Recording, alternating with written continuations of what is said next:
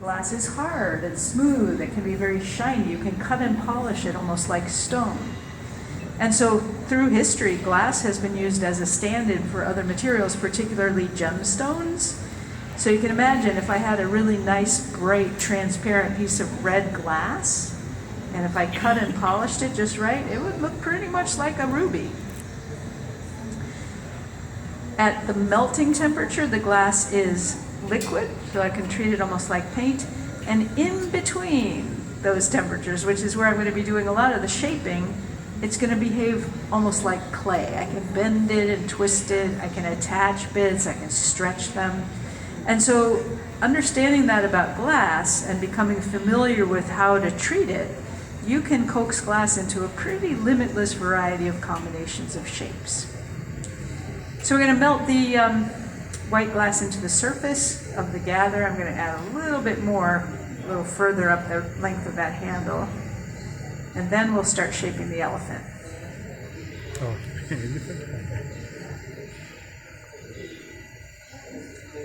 Heat doesn't travel through glass very fast. And so even though parts of this glass are getting up to 3,000 degrees, that's the melting temperature of this particular glass, the part of the rod that I'm holding onto is still room temperature.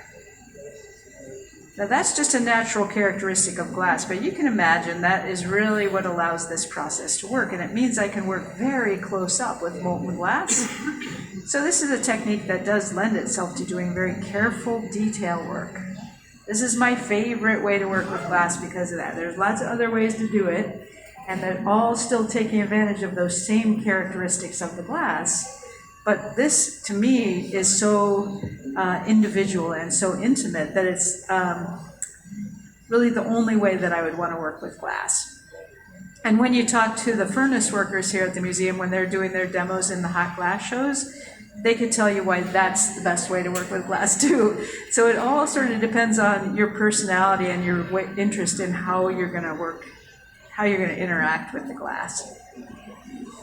All right, so we're gathering again. Gathering is something that happens over and over again, especially if I'm building up color layers. And people do ask me really often, well, how do you get the color in glass? And the key to it is I'm starting with different colors of glass. And I like to put a layer of the white over the clear because that white is a little bit translucent, especially in a thin layer. And so it makes the elephant sort of luminous. It almost gives it a kind of opalescent quality. So that means it needs to be gathered again, but it makes the glass so beautiful. I think it's worth the extra step. So we'll stretch it out a little.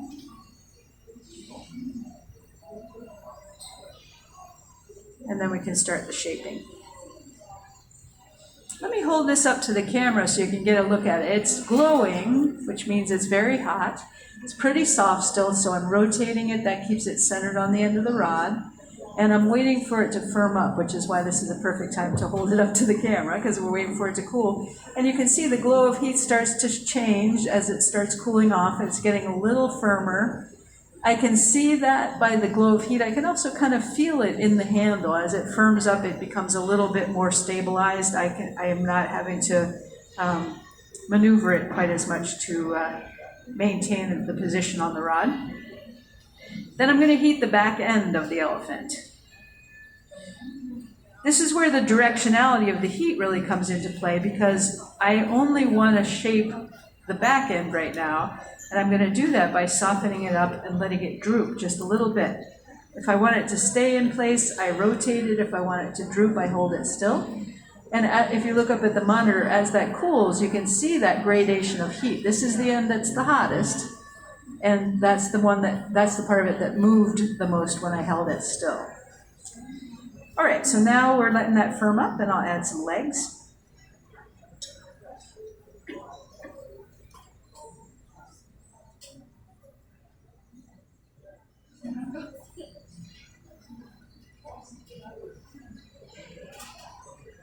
If you think of questions as I go along, you are welcome to call them out to me. I'm really happy to answer questions. You do have to speak loudly, though, because it's kind of muffled in here.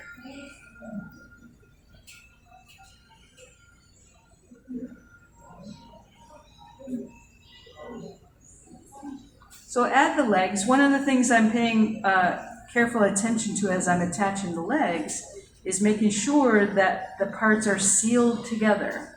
If you want to make a permanent connection between two bits of glass, you got to make sure that they're both flowing on the surface, and that produces what we call a hot seal.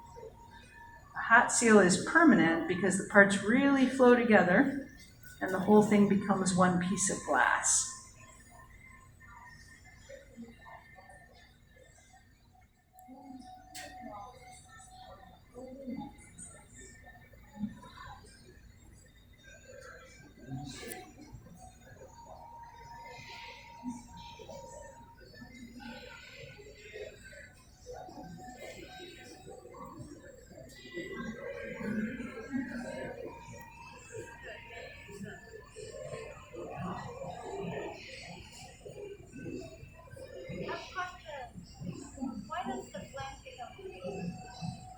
Why is the flame changing color? Yep. So when I'm melting the glass, there are some small amounts of mineral ingredients that will burn away as the glass is being melted. Very small amounts, but this glass is called borosilicate, and the ingredients in it are silica, soda ash, limestone, and boron. So in order to make glass, those mineral ingredients are dug up out of quarries, measured out very carefully, mixed together, and then melted at very high temperatures. And as they melt and flow together, that's how they become